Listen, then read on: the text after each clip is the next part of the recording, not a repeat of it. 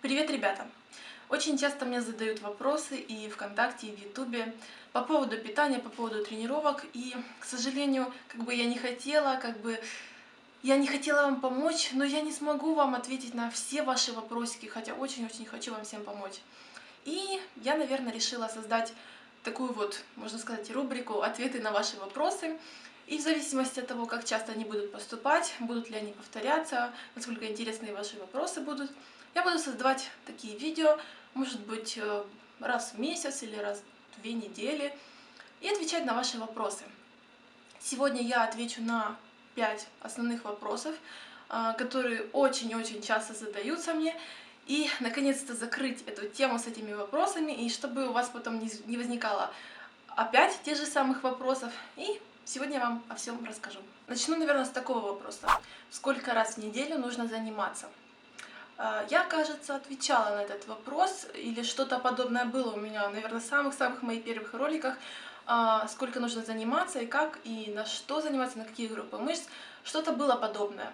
Но я еще раз хочу повториться. Если мы занимаемся дома, то есть фитнесом, можно вполне реально для начала заниматься 3 раза в неделю. Вы не обязаны заниматься каждый день. Во-первых, потому что наши мышцы должны отдыхать, повторяюсь. Потому что если мы, например, делали сегодня упражнения на попу, завтра мы делаем упражнения на пресс, послезавтра ноги и так далее, наше тело просто скажет: ты что, сдурела?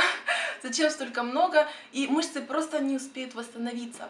Тем более, если мы качаем, например, попу каждый день систематически, во-первых, у нас не будет нормальный рост мышц, наши мышцы просто не будут успевать восстанавливаться и расти, потому что мышцы у нас растут не во время тренировки, а во время отдыха после тренировки. Я лично занимаюсь 3-4 раза в неделю. Могу заняться фитнесом, например, утром, когда снимаю вам тренировочку, и вечером. Но эти тренировки у меня могут быть на разные группы мышц. То есть утром я, например, делала упражнения на попу, пресс, вечером я делаю руки, ноги, допустим. В общем, тема такая, что мы занимаемся на разную группу мышц, чтобы наши мышцы успевали отдохнуть. Это самое главное. Следующий, второй ваш вопросик. Сколько должна длиться наша тренировка? Может, мне хватает 5 минут покачать пресс в день, может полчаса, или целый час, или 2 часа. То же самое. Если мы занимаемся дома, мы можем заниматься около 45 минут, часа максимум. Или даже если у нас два раза тренировка в день, то это может быть утром. Допустим, как я занимаюсь около 20-30 минут, как тренировки New Body, так же самое я занимаюсь. И вечером я занимаюсь столько же времени. В общем, сложность у меня получается где-то около часа.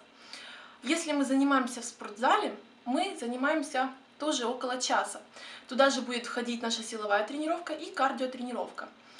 Почему в конце, я вам расскажу об этом попозже. И тем самым я лично за короткие и интенсивные тренировки. Почему?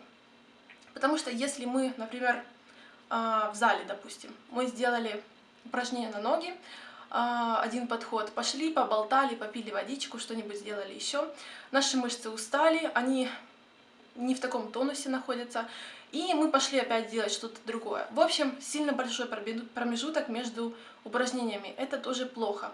Мне кажется, промежуток должен быть, не больше 2 минут, чтобы мышцы всегда были в тонусе. Тем самым, если мы будем давать такой маленький отдых нашим мышцам и постоянно их забивать упражнениями, так и будет сжигаться наш жир. Так он и уйдет, и так будут хорошо расти наши мышцы, которые мы потом в конце тренировки подпитаем углеводно-белковым коктейлем. Так что я за короткие тренировки, интенсивные, но короткие. И вот у нас назрел третий вопрос. Почему кардио делать нужно в конце тренировки, силовой тренировки? Если мы занимаемся с вами в зале, то, допустим, мы приходим в зал. Что нам нужно сделать? Очень часто я встречаю тренеров, и программы мне даже скидывали: посмотри, пожалуйста, что не так. Очень часто я вижу, что ставят кардио в начале, там, минут 15-20. В какой-то степени может быть и правильно, но я делаю немного по-другому. Почему? Допустим, я прихожу в зал, я не хожу в зал, чтобы вы знали. Раньше я ходила, и как бы мне тоже давали тренировку кардио в начале. И как бы занимаешься, да, но я настолько уставала. Я бегала на орбитреке, крутила эти педали около 10-20 минут, и у меня просто не хватало сил на силовую тренировку, поэтому я решила сделать по-другому. Я делала хорошую разминку, растягивала все мышцы около 10 минут, и потом у меня шла силовая тренировка, на которую у меня достаточно хватало сил, и я могла все упражнения выполнить на 100%. И после этой силовой тренировки у меня была кардио-тренировка. Это может быть или орбитрек, или беговая дорожка, или любая какая-то скакалка, ну, что-то интенсивное, при котором кардио. От чего слово кардио? Сердце. Ваше сердце должно заработать. И все-таки почему же нужно делать кардио в конце тренировки? Потому что гликогена в мышцах осталось мало, и наш организм будет брать энергию из жировой ткани. И тем самым жировая ткань наша будет уменьшаться, и мы будем худеть. Так что, тем более, если мы будем бегать, например, заниматься кардио в начале тренировки, во-первых, у вас не хватит сил на силовую тренировку, а если мы будем заниматься кардио в конце, тогда мы будем худеть. Также это касается, если вы на сушке, если вы убираете свою жировую прослойку. Вы, наверное, замечали во многих роликах, многие спортсмены сильно-сильно бегают. Бегают они когда? После силовой тренировки. 4-й ваш вопросик, наверное, самый смешной. Как не перекачаться? Как не перекачаться девушке? Как не стать супер бодибилдершей? Мне всегда очень смешно, когда задают вопросы. Не то чтобы... Смешно, действительно, потому что я бы мечтала всю жизнь иметь красивые бицепсы. Ну, это, конечно, шутка, но очень тяжело, поверьте, очень тяжело добиться накачанных ног, накачанных рук, пресса и так далее, и так далее. Почему мы боимся перекачаться? Во-первых, девушки очень, не знаю, они очень сильно верят в то, что если они, например, сегодня они выбегут побегать, там, пробежать круг по стадиону, и у них сильно накачаются ноги. Никогда они у вас не накачаются. Во-первых, если у вас есть лишний вес, и вы начали заниматься, допустим, это бег или силовые тренировки с дополнительным весом, ваши мышцы придут в тонус, они немного увеличатся в размере и в весе. И вам визуально покажется так, что у вас все стало таким накачанным и массивным. Это все визуально, потому что ваши мышцы увеличатся и тем самым поднимут эту жировую прослойку. Но эта жировая прослойка у вас уйдет со временем, когда вы будете интенсивно заниматься, бегать, прыгать, правильно питаться, она у вас уйдет, и она сожжется, и у вас останется мышцы, у вас останется упругое тело, которое нам и надо всем. Поэтому не бойтесь никогда, что вы перекачаетесь. Тем более, если вы занимаетесь дополнительным весом. Вы должны брать, 200 килограмм, чтобы у вас накачались большие плечи, руки. Мы так не делаем. Как видите, у меня тренировки не рассчитаны на большие веса. Максимум мы берем с вами, 2-3 килограмма. Вы никогда не перекачаетесь, поверьте мне. И больше, пожалуйста, не задавайте таких вопросов. Просто занимайтесь. Если вы написали, допустим, я пойду бегать, не перекачаю ли я ноги свои.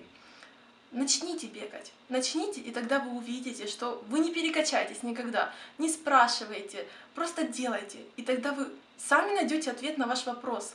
И последний, 5-й вопросик, тоже такой юморной. Как убрать жир на животе, на коленках, на руках, где-нибудь еще, не знаю, за ухом, как его убрать в каком-то месте. Его никак не убрать в каком-то определенном месте. Нужно худеть комплексно, всем телом, правильно питаться, заниматься, вести правильный образ жизни, и тогда это все уйдет у нас одновременно с другими недостатками. Почему? Мы никогда не похудеем в одном определенном месте, потому что тело у нас все покрыто жировой прослойкой. В разных местах его больше, в каких-то местах меньше. И если мы, допустим, будем делать упражнения на одну определенную часть, все-таки она не исчезнет так, как вы хотели бы этого. Поэтому очень важно правильное питание. Еще раз повторяюсь вам, следите за вашим питанием. Утром, в обед, после тренировки очень важно следить. И вечером. Мы можем есть после 6 часов. Это правильнее даже было бы. Но что мы едим, это тоже очень важно. Мы не должны есть так. Это я, наверное, попозже отвечу вам о нашем питании. Я, конечно, собираюсь сделать более обширный ролик по этому поводу, потому что очень-очень много нюансов по поводу питания. Если мы тренируемся, это тоже очень важно для нас. Так что смотрите, поймите одно, нельзя убрать жир в каком-то определенном месте. Тем более, меня всегда смущает вопрос, как убрать жир на коленках. Ну, нельзя его убрать там. Это нужно заниматься комплексно на ноги, делать упражнения на ножки, правильно питаться, больше бегать. Упражнения на колени не существует. Мне кажется, может быть, как-то кто-то его придумал, но я не верю, что оно настолько эффективное, что оно уберет там жир. Если вы видите, например, ролик называется «Как убрать жир с коленей», вы не увидите упражнения, где вы там сгибаете ногу свою 350 раз. Вы работаете полностью всей ногой. Если у меня даже будет такой ролик с таким названием, то вы увидите сами, что мы работаем целой ногой, не коленом. Такого упражнения просто не бывает. Так что занимайтесь, и тогда вы увидите свои результаты. Вот такие у нас вопросы. Наверное, самые основные 5 вопросов, которые я, наверное, думаю, закрыла тему насчет них. И задавайте, пожалуйста, вопросы у меня в комментариях на моем канале YouTube. Я здесь бываю чаще.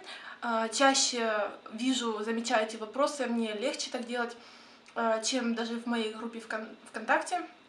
Мне просто легче отвечать на них здесь. Поэтому задавайте вопросики в комментариях, ставьте лайки. Я буду знать, что вам нравятся такие видео. До скорых встреч. Всем удачи. Пока.